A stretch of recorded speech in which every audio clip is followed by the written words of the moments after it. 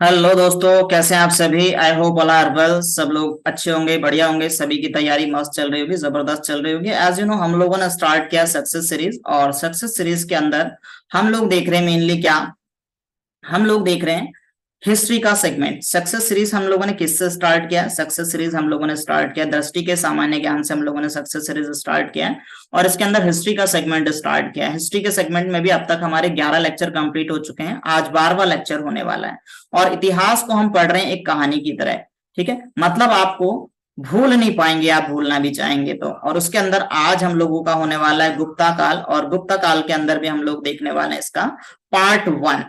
ठीक है, थोड़ा सा इतिहास को पढ़ने का एक तरीका मैं आपको बता दूं, और किस तरीके से आप हमारे साथ पढ़ेंगे। आपका तरीका जो भी होगा, लेकिन मैं आपको बता दूं कि हमारे साथ आप इतिहास को कैसे पढ़ेंगे। हमारे साथ आप इतिहास को जो पढ़ रहे हैं, फैक्ट प्लस कॉन्सेप्ट पढ़ रहे हैं। ये बातें मैं इसलिए बार बार आजकल आपको रिपीट कर रहा हूं क्योंकि हमारे साथ बहुत सारे नए व्यूवर्स जुड़ रहे हैं, और इन नए व्यूवर्स को जानना जरूरी है कि वास्तव में इतिहास को पढ़ा कैसा जाता है ना। जैसे कि आप जनरली मूवीज को देख करके आते हैं, तो आपको मूवीज में वहां के उसके जो पात्र होते हैं, उसके जो हीरो हीरोइन होते हैं, उनका नाम मैं यहाँ पे लिख देता हूँ। वहां पे थोड़ा सा गायब हो रहा है। पात्रों के नाम और उनका आपस में क्या पता होना चाहिए? संबंध पता होना चाहिए। जब आपको पात्रों के नाम और संबंध पता होते हैं तो आप पूरी मूवी को एक्सप्लेन कर सकते हैं, पूरी मूवी बता सकते हैं कि मूवी में क्या हुआ था। लेकिन अगर आपको किसी पात्र का नाम याद नहीं आता तो वहां पे आप मूवी में अटक जाते हैं एक्सप्लेन करने में। सेम ऐसे इतिहास को पढ़ने का तरीका है। इतिहास को जब आप पढ़ते हैं तो आपको इस इतिहास को भी एक कहानी मान लो, एक मूवी मान लो, और इसके पात्रों का नाम आपको पता होना चाहिए कि पहले कौन आया, फिर कौन आया, फिर कौन आया। पात्रों का नाम और उनका आपस में क्या संबंध था, किसको किसने हराया, कैसे हराया, क्या हुआ, किसके बाद कौन आया, ये आपको पता है तो आप इतिहास को भूलेंगे नहीं, मेरी गारंटी है। इसी तरीके से हम इतिहास को पढ़ रहे हैं। इससे पहले हम लोगों ने जो 11 लेक्चर कंप्लीट किया, अगर आप उनको देखेंगे तो आपको बहुत ही ज्यादा मजा आने वाला है और इतिहास बहुत ही बेहतरीन तरीके से आपको समझ आएगा। फिर भी जो हमारे नए व्यूवर्स हैं, अगर आपने इससे पहले 11 लेक्चर नहीं देखे हैं तो उनको बिल्कुल भी कंफ्यूज नहीं होना है कि क्या है। मैं इतिहास को आपको वापस से कनेक्ट करके बताऊंगा। और जो नए व्यूवर्स हैं, वास्तव में अगर आप लोग पढ़ना चाहते हैं, इतिहास को जानना चाहते हैं, समझना चाहते हैं, तो वीडियो में बने रहेंगे आप लास्ट तक। बाकी आप ऐसे ही टाइम पास करने आए तो आप जा सकते हैं, क्योंकि लेक्चर थोड़ा सा लंबा होने वाला है और बातों को कनेक्ट करके सीरियस होकर के आप सुनेंगे, समझेंगे, नोट्स बनाएंगे, तभी आपको फायदा होने वाला है। अदरवाइज आप लीव कर सकते हैं, क्योंकि लेक्चर थोड़ा सा लंबा जरूर होगा। और इस सेगमेंट के अंदर जितने भी हमारे लेक्चर होंगे वो थोड़े से लंबे जरूर होंगे। 1 घंटा, पौना घंटा के आसपास ही हमारा लेक्चर रहेगा, जितने भी हमारे इस सीरीज के अंदर लेक्चर होंगे। बाकी कॉन्सेप्ट जो हमारी बॉम्ब सीरीज है, कॉन्सेप्ट बॉम्ब में हम 5 मिनट, 10 मिनट, 15 मिनट में कॉन्सेप्ट कंप्लीट कर देते हैं। यहाँ पे हम डिटेल्ड बात करते हैं, कॉन्सेप्ट प्लस फैक्ट पे कहानी को डिटेल में याद करते हैं। तो स्टार्ट करते हैं। थोड़ा सा मैं आपको कनेक्टिविटी दे दूं कि हम जो इस अभी का जो हमारा सेगमेंट चल रहा है, इस सेगमेंट में हम दो चीजों को लेकर के साथ में चल रहे हैं। एक तो हम भारत में क्या घटनाएं चल रही है उनको देख रहे हैं, और साथ ही साथ यहाँ पर इसी दौर में विदेशी आक्रांता आते हैं, उनको हम लोग साथ में देखते हुए चल रहे हैं। ठीक है, दोनों को साथ में देखते हुए चल रहे हैं। तो भारत में अगर हम देखें तो भारत में हम लोगों ने कहां से स्टार्ट किया, क्या देखा हमने? सबसे पहले देखा पाषाण काल। अब तक जो हम देख चुके हैं, एक क्विक रिवीजन। पाषाण काल के बाद में हमने पढ़ा हड़प्पा, प्रथम नगरीय सभ्यता। हड़प्पा के बाद में हमने पढ़ा ऋग्वैदिक काल, और ऋग्वैदिक काल के बाद में हम लोगों ने पढ़ा उत्तर वैदिक काल। उत्तर वैदिक काल में राजा बहुत ज्यादा महत्वाकांक्षी हो जाते हैं, धार्मिक कर्मकांड बहुत ज्यादा बढ़ जाते हैं, साम्राज्य नीति और साम्राज्यवाद की नीति अपनाते हैं, बहुत ज्यादा साम्राज्य विस्तार को अपनाते हैं। और जब साम्राज्य विस्तार करते हैं तो जनपद से बन जाते हैं महाजनपद, और शुरू हो जाता है महाजनपद काल। और इस महाजनपद काल के अंदर ही हम लोगों ने देखा कि 16 महाजनपदों को हम पढ़ते हैं। 16 महाजनपदों को हम लोग इसमें पढ़ते हैं। 16 महाजनपदों के दौर में ही हम मगध, जो मेनली हमारा विशेषकर है, इस मगध को पढ़ते हैं। साथ ही साथ महाजनपद काल में हम लोग जो है कि धार्मिक परिवर्तनों को भी देखते हैं, और लोगों का जो बहुत ज्यादा उत्तर वैदिक काल में जब धार्मिक कर्मकांड बहुत बढ़ जाते हैं तो लोगों एक नए धर्म की खोज करने लगते हैं, बहुत ज्यादा परेशान होकर के। वास्तव में सच्चाई क्या है इसको खोजने का प्रयास करते हैं, और उसी खोज में दो धर्म निकल करके सामने आते हैं, बौद्ध धर्म और जैन धर्म। इनको हम लोगों ने पढ़ा था। और मगध के अंदर हमने देखा था, जो मगध एक बहुत ही ज्यादा शक्तिशाली राज्य उभर करके आया, उसके पीछे बहुत सारे कारण थे, प्राकृतिक कारण भी थे, सामाजिक कारण भी थे, आर्थिक कारण भी थे। उन सारे चीजों को हमने डिटेल में पिछले वीडियोस में कंप्लीट किया हुआ है। अभी मैं यहाँ पे खाली आपको कनेक्टिविटी दे रहा हूँ। आपको उनको पीछे जाकर के आप देख सकते हैं। यहाँ पे इसलिए मैं आपको बता रहा हूं ताकि आपको कनेक्टिविटी बनी रहे, आपको मजा आए पढ़ने में कि वास्तव में हुआ क्या था।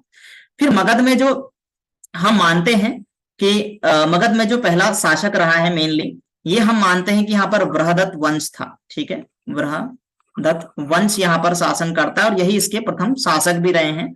लेकिन इसकी कहानी हमें महाभारत से मिलती है, जो कि पूरी तरह से हमें लगता है कि काल्पनिक है, वास्तविक इसके प्रमाण और कहीं से मिलते नहीं है। इसलिए हम ये मानते हैं कि यहाँ पे जो पहला शासक रहा है वास्तविक, वो हर्यक वंश यहाँ पर पहला शासक रहा है, हर्यक वंश। हर्यक वंश को पितृहंता वंश के नाम से भी जाना जाता है, पितृहंता वंश के नाम से।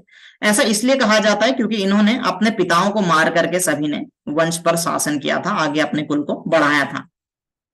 और इसके अंदर भी जो हर्यक वंश के संस्थापक रहे थे वो माने जाते हैं बिंबिसार। बिंबिसार हर्यक वंश के संस्थापक माने जाते हैं और इसका अंतिम जो शासक माना जाता है। आप इसको नोट करते रहिएगा मेरे साथ साथ, ठीक है, तभी आपको मजा आएगा, अदरवाइज कोई फायदा नहीं है। ये चीज ऐसी है ना, इसको आप नोट कर लीजिए। जब भी आप इतिहास को पढ़ते हैं तो एक हल्का सा रफ स्केच, अगला चैप्टर पढ़ने से पहले मैं अपना तरीका आपको बता रहा हूं कि जब आप इतिहास को पढ़ते हैं तो अगला नया स्टेप स्टार्ट करने से पहले आप बैक से कहानी को जोड़िए कि ये हुआ था, फिर ये हुआ था, फिर ये हुआ था, रिकॉल कीजिए, फिर आप कभी इतिहास को भूलेंगे नहीं। ठीक है, तो फिर क्या था ये मैं बार बार नहीं बताऊंगा, आज की वीडियो में आपको ये चीज मैं बता रहा हूं, आप इसको हर सेगमेंट में अप्लाई करेंगे। फिर नाग दशक आते हैं जो कि अंतिम शासक थे किसके, हर्यक वंश के, और नाग दशक की हत्या कर देते हैं शिशुनाग। इसकी हत्या कौन करते हैं, शिशुनाग हत्या कर देते हैं किसकी, नाग दशक की हत्या करके, और शिशुनाग वंश की स्थापना करते हैं। एक नया वंश सामने आता है, शिशु नाग वंश की स्थापना हो जाती है। और शिशु नाग वंश के जो अंतिम शासक थे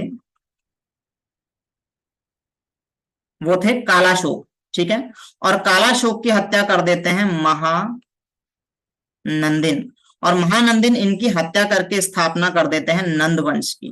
ठीक है, जब ये नंद वंश की स्थापना कर देते हैं, और इसके अंतिम शासक थे कौन, यहां से कहानी बड़ी इंटरेस्टिंग हो जाती है। घनानंद इसके अंतिम शासक थे जिसके समय में सिकंदर ने आक्रमण किया था। ठीक है, और इस घनानंद के समय में ही यहाँ के आचार्य थे चाणक्य आचार्य, कौटिल्य के नाम से जिनको आप जानते हैं, बड़े ही फेमस हैं। ये क्या करते हैं, इनका और घनानंद का विवाद होता है इन्हीं विदेशी आक्रांताओं के कारण। ये इनकी बात को मानते नहीं है घनानंद, और अपने आप को बहुत ज्यादा होशियार समझते हैं और इनकी बेइज्जती करते हैं चाणक्य की, जिस पर चाणक्य शपथ लेते हैं कि मैं नंदवंश का अंत कर दूंगा। और ये खोज करके लाते हैं चंद्रगुप्त को। चंद्रगुप्त को ये खोज करके लेकर के आते हैं, और चंद्रगुप्त को कुशल एक तरीके से बना करके, और फिर क्या करते हैं, इसकी मदद से घनानंद की हत्या करा देते हैं। जब घनानंद की हत्या हो जाती है, चंद्रगुप्त मौर्य इनकी हत्या करके स्थापना कर देते हैं मौर्य वंश की। ठीक है, इसके बाद में आते हैं बिंदुसार, इनको हम लोगों ने देखा था, इनके पुत्र बिंदुसार। और बिंदुसार के बाद में हमने देखा था अशोक को। ठीक है, अशोक जो कि बहुत ही ज्यादा प्रतापी राजा थे। एक युद्ध होता है कलिंग का युद्ध, और कलिंग के युद्ध के बाद में ये अपनी युद्ध नीति को त्याग देते हैं पूरी तरीके से, और फिर इसके बाद में कोई भी महान शासक जो है कि मौर्य वंश में उभर करके नहीं आता है, और धीरे धीरे मौर्य वंश का पतन होने लग जाता है। और इसमें ही एक राजा थे अंतिम मौर्य वंश के शासक बृहदत्त। ये बृहदत्त बहुत ही ज्यादा इतने स्ट्रांग राजा नहीं रहे थे, और इनके एक सेनापति थे, इनके सेनापति पुष्यमित्र। ये क्या करते हैं, इनकी हत्या करके और शुंग वंश की स्थापना कर देते हैं। शुंग वंश निकल करके आ जाता है यहां से, पुष्यमित्र शुंग। ठीक है, अब पुष्यमित्र शुंग भी जब शुंग वंश की स्थापना करते हैं, तो इसमें भी जो अंतिम राजा थे वो थे, सॉरी हमारा बोर्ड छोटा हो गया, मैं इसको हल्का सा वापस से बड़ा कर देते हैं। ठीक है, और इसके बाद में क्या होता है, इसके जो शुंग वंश के अंतिम शासक थे, शुंग वंश के अंतिम शासक थे कौन, देवभूति। ठीक है, देवभूति अंतिम शासक थे। देवभूति की हत्या कर देते हैं वसुदेव। यहाँ पे खिचड़ी पकड़ी होगी, आप अच्छे से लिखना, पॉज करना, अच्छे से लिखना। वसुदेव देवभूति की हत्या कर देते हैं और स्थापना करते हैं कण्व वंश की, ठीक है, कण्व वंश की स्थापना कर देते हैं। और कण्व वंश के फिर अंतिम शासक होते हैं, कण्व वंश के अंतिम शासक निकल करके आए सुशर्मन, सुशर्मन। और इन सुशर्मन की हत्या कर देते हैं फिर सिमुक, और स्थापना कर देते हैं सातवाहन वंश की, ठीक है, सातवाहन वंश की स्थापना कर देते हैं। फिर इस सातवाहन वंश के बाद में आता है, सॉरी चेदी नहीं है, ये चेदी है, चेदी वंश की स्थापना होती है फिर, ठीक है, चेदी वंश की स्थापना होती है। फिर चेदी वंश के बाद में आगे हम पढ़ेंगे आप गुप्त काल, ठीक है, गुप्त काल। इसी, ये तो हमारा भारत में क्या चल रहा था वो है। साथ ही साथ हमारा, आई होप आपको इतना चीजें समझ आई होगी, नहीं आई होगी आप इसको क्या करेंगे, वापस से रिवर्स करेंगे और धीरे धीरे धीरे धीरे पॉइंट वाइज लिख जरूर लीजिएगा। इतनी मेहनत आपके लिए की जा रही है तो थोड़ी सी मेहनत आप भी कीजिए, ठीक है। अदरवाइज मुझे कोई इतना शौक नहीं, आप कई किताबें पढ़ेंगे ना, किताबें पढ़ने में फैक्ट, मैंने ये चीज खुद महसूस की, इसलिए मुझे लगा कि बहुत सारे हमारे भाई बहन, हमारे दोस्त ऐसे हैं जिनको क्या होता है कि इतिहास बड़ा बोरिंग लगता है, हिस्ट्री बड़ा बोरिंग लगता है, बच्चों को हमारे हिस्ट्री बड़ा बोरिंग लगता है। मैंने स्कूल में भी जो है कि बच्चों के साथ ये चीज फेस करी कि बच्चे कहते हैं सर बड़ा बोरिंग लगता है हिस्ट्री। तो मुझे लगा कि किस तरीके से आपको बेहतर तरीके से इतिहास को पढ़ाया जाए। तो फिर मुझे ये एक तरीका लगा कि हाँ, अगर इस तरीके से आप पढ़ते हैं तो इतिहास को आप भूलेंगे नहीं। तो ये तरीका मैं आप पे भी अप्लाई कर रहा हूँ कि आपको ये चीजें करनी चाहिए, चीजों को, इसको आप व्यर्थ ना जाने दे। मेरा कहने का मतलब है आपके लिए इतनी मेहनत हो रही है, थोड़ा सा मेहनत कीजिए, साफ साफ इसको पॉइंट वाइज बना करके लिखिए। अब विदेश में क्या हो रहा था, विदेशी जो आक्रांता भारत में आए उसमें क्या हो रहा था, हमने कहानी देखी थी किसकी, घनानंद की। आज हो सकता है कि मैं यही चीजें बता पाऊं आपको, गुप्त शायद आज स्टार्ट ही ना हो पाए, क्योंकि अगर होगा तो लगभग 2 घंटे की क्लास हो जाएगी। तो फिर आते हैं घनानंद। और घबराना मत 2 घंटे के नाम से, अगर आप पढ़ना चाहते हैं, बेहतरीन चीजें सीखना चाहते हैं तो समय तो लगेगा, ठीक है। कोई भी एक सक्सेसफुल पर्सन के पीछे, उसके पीछे कितनी लंबी कहानी होती है वो हमें पता नहीं होती, हम देखते हैं बस एक दिन में कोई शॉर्टकट मिल जाए, ऐसा कोई भी नहीं होता है, ठीक है। तो घनानंद जो थे, ये हमने देखा था नंद वंश के शासक शासक जब भारत में थे, इनके समय में एक विदेशी आक्रमण होता है सिकंदर का। सिकंदर भारत में आक्रमण करता है तक्षशिला पे, और तक्षशिला में शासक था इस समय आम्बी, ठीक है। आम्बी को जो है कि पहला पहला देशद्रोही शासक माना जाता है। क्यों माना जाता है, क्योंकि इसने सिकंदर के साथ में सामने आत्मसमर्पण कर दिया, आत्मसमर्पण करके साथ ही साथ इसको भारत में आक्रमण करने में, भारत में आगे बढ़ने में मदद करी। किसने, आम्बी ने, ये मदद करता है। और फिर इसके बाद में ये अपने शत्रु पोरस, जो कि आम्बी का शत्रु था, पोरस से युद्ध कराता है। झेलम के किनारे इनका युद्ध होता है, झेलम के किनारे इसका युद्ध होता है। इसको झेलम का युद्ध या हाइडेस्पीच का युद्ध कहा जाता है, झेलम का युद्ध, या इस पे मैंने सेपरेट वीडियो बनाया concept bomb series, concept bomb series के अंदर हाइडेस्पीज का युद्ध होता है। किसके बीच में होता है, सिकंदर वर्सेस पोरस, सिकंदर वर्सेस पोरस, इनके बीच में हाइडेस्पीस का युद्ध होता है, जिसमें कि सिकंदर विनर रहता है और पोरस हार जाता है। लेकिन फिर भी पोरस कहां का राजा था, पुरु का राजा था, ठीक है। ये पुरु राज्य वापस दे देता है पोरस को। क्यों, क्योंकि इससे बहुत ज्यादा प्रभावित होता है, ये इतना बेहतरीन तरीके से लड़ता है पोरस। इससे लड़ने के बाद में सिकंदर की सेना बड़ी पस्त हो जाती है, और पस्त होकर के क्या करती है, वापस लौटने का फैसला करती है। कहती है जब इतने छोटे से राज्य का राजा, पुरु राज्य का राजा जब इतना शक्तिशाली है, इतना पावरफुल है, तो मगध के शासन के जो वहां का जो शासन होगा, वहां की जो सेना होगी वो कितनी विशाल होगी, कैसे होगी। तो इसके सैनिक थोड़े से हतोत्साहित हो जाते हैं और आगे बढ़ने से मना कर देते हैं, मेंटली फिजिकली बहुत थक चुके होते हैं। तो यहां से सिकंदर वापस लौट जाता है, ठीक है, वापस लौट जाता है।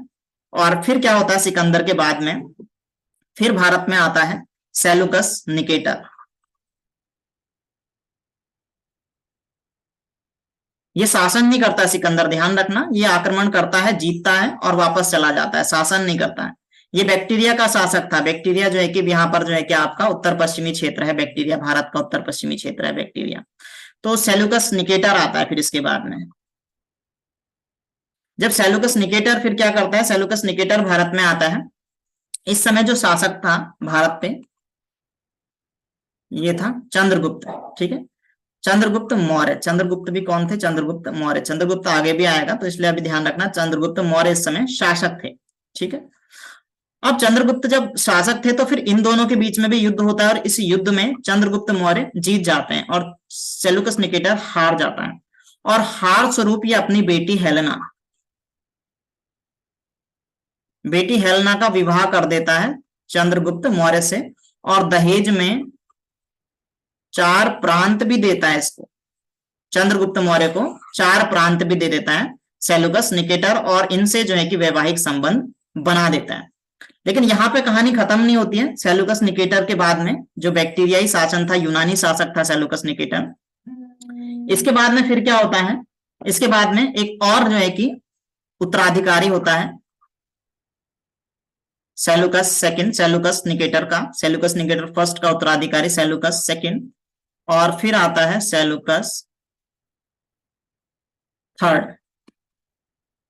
सेल्यूकस थर्ड, मात्रा लगा देना थोड़ा सा, ये मुझे राइटिंग पैड में भी लिखने का इतना हैबिट नहीं है तो ऐसी हो रही राइटिंग। सेल्यूकस थर्ड और सेल्यूकस सेकंड ये आते हैं, सेल्यूकस सेकंड और सेल्यूकस थर्ड। ठीक है। और इनके समय में क्या होता है कि यहाँ पे एक जो है कि प्रांतीय शासक था डियोडोटस। ये डियोडोटस क्या करता है? ये स्वयं को कहता है कि मैं अब बैक्टीरिया का शासक हूं, अपने आप को बैक्टीरिया का शासक मानता है। कौन? डियोडोटस। लेकिन पूरी तरीके से अपने आप को स्वतंत्र नहीं कर पाता। फिर इसका बेटा आता है, अभी सेल्यूकस निकेटर जिंदा है, अभी जिंदा है, ये मरा नहीं है, अभी जिंदा है। ठीक है। इसके जीते जी जो है कि डियोडोटस अपने आप को यहाँ का राजा जो है कि वो डिक्लेयर करने की बात करता है, लेकिन कर नहीं पाता है। फिर डियोडोटस सेकंड जो कि इसका बेटा था, ये बैक्टीरियाई क्षेत्र को क्या कर लेता है? अपने अंडर में ले लेता है, अपने आप को क्या कर लेता है? ये कहता है कि मैं जो है कि यूनानी शासकों से अपने आप को मुक्त करता हूं और अपने आप को स्वतंत्र शासक घोषित कर देता है। कौन? डियोडोटस सेकंड। ठीक हो गया। इसने अपने आप को मुक्त शासक घोषित कर दिया, लेकिन इसके साथ एक दुर्घटना होती है। क्या दुर्घटना होती है? कि जो डियोडोटस था, तो लिखने में बड़ा प्रॉब्लम हो रहा है इस पे, जो डियोडोटस था इसका एक सेनापति था, धोखेबाज सेनापति। ठीक है। इसका सेनापति था जिसका नाम था, अब इन पे तो चलता ही है यही, ये सभी एक दूसरे को इसी तरीके से मार काट के धोखे से आगे बढ़ते हैं। इसका सेनापति था यूथिडेमस। ये नाम मैं इसलिए बता रहा हूं ना आपको, बीच बीच में इतिहास अब पढ़ते रहोगे तो आते रहेंगे सारे विदेशी नाम, एक बार में सारे विदेशी नाम पढ़ लेंगे आप, किस प्रकार से इनका क्या क्रम था इसको पढ़ लेंगे तो आप फिर भूलेंगे नहीं इतिहास। यहाँ पे विदेशी है, बहुत ज्यादा नाम आएंगे, अजीब अजीब से नाम है, लेकिन कहानी कौन क्या है याद रखेंगे, मजा आएगा आपको। यूथिडेमस। ठीक है। मेरे साथ लिखेंगे भी, लेकिन कुछ बातें मैं लिख नहीं रहा हूँ, बोल रहा हूँ, इतना यहाँ पे बोर्ड पर लिखी नहीं जा सकती बातें। जैसे मैं बोल रहा हूँ इसका बेटा था, इसने ऐसा किया, इसने ये किया, तो उसको लिखते भी रहो साथ साथ। मैं तो यहाँ पे खाली नाम लिख रहा हूँ, संबंध आप लिखते रहिए साथ साथ, सेंटेंस पॉइंट वाइज लिखिए। तो डियोडोटस का एक सेनापति था जो इसको धोखा देता है, यूथिडेमस, और यूथिडेमस क्या कर देता है? इसकी, डियोडोटस की हत्या कर देता है। इसकी हत्या करके स्वयं शासक बन जाता है। ठीक है। और शासक बनने के बाद में अब सेल्यूकस जो थर्ड था ये बड़ा खुश होता है कि यार ठीक है, कोई तो आया जिसने जो है कि इसको मजा चखाया, इसने जो है कि मेरे को धोखा दिया और खुद को स्वतंत्र घोषित कर दिया। डियोडोटस सेकंड ने अपने आप को स्वतंत्र घोषित किया था ना, तो सेल्यूकस निकेटर कहता है मजा आया, इसके साथ सही हुआ। किसके साथ सही हुआ? डियोडोटस सेकंड के साथ सही हुआ। डियोडोटस सेकंड को कौन मार देता है? यूथिडेमस। कहता है यार यूथिडेमस बंदा काम का है, इसको मैं क्या करता हूं? अपने पास बुलाता हूं। कौन सोचता है? Seleucus Nicator. लेकिन यूथिडेमस भी बड़ा चालाक बंदा था, ये था चालाक। ये क्या करता है कि अपने बेटे को भेजता है, यूथिडेमस अपने बेटे को भेजता है। इसका बेटा कौन था? इसका बेटा था, आपको नाम बिल्कुल ध्यान रखने, डेमेट्रियस। यूथिडेमस का बेटा था डेमेट्रियस। अब ये डेमेट्रियस को भेजता है किसके पास में? सेल्यूकस थर्ड के पास में। जब ये सेल्यूकस थर्ड के पास में भेजता है तो सेल्यूकस थर्ड इससे बड़ा ही ज्यादा प्रभावित होता है, क्योंकि ये बड़ा सुंदर था, आकर्षक था और बहुत ही ज्यादा पते की बात करता है। तो सेल्यूकस क्या करता है इससे प्रभावित होकर के, जो सेल्यूकस निकेटर मैंने लिखा नहीं है कई जगह, लेकिन पूरा नाम इनका नाम है सेलुकस निकेटर थर्ड।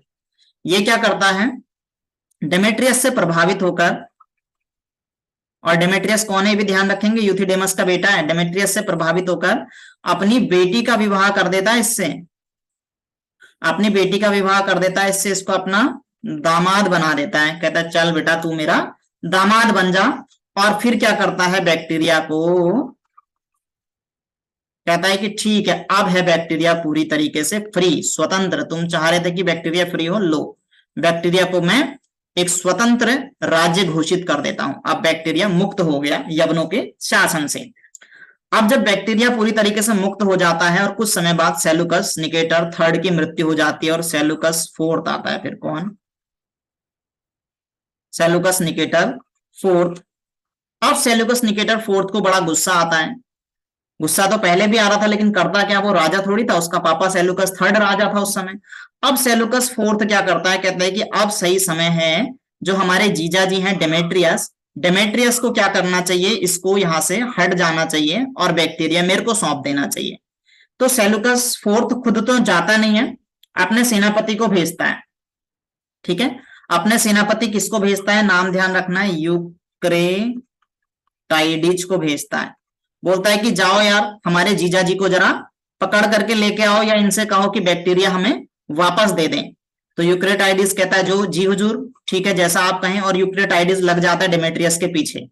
अब डेमेट्रियस क्या करता है, डेमेट्रियस समझ जाता है कि अगर मैं इससे लड़ता हूं तो मैं हार जाऊंगा, क्योंकि सेलुकस का जो पूरा बैक्टीरियाई राज्य है वो बहुत बड़ा राज्य है, इसके आसपास का क्षेत्र बहुत बड़ा राज्य है, इससे डेमेट्रियस को लड़ना सही नहीं लगता, ये बड़ा चालाक व्यक्ति था, ये लड़ता नहीं है, ये क्या करता है, ये भारत की तरफ को आगे बढ़ता है, और यूक्रेटाइडिस भारत की तरफ को इसके पीछे पीछे भागता है, इसके पीछे पीछे भागता है इसको पकड़ने के लिए डेमेट्रियस को।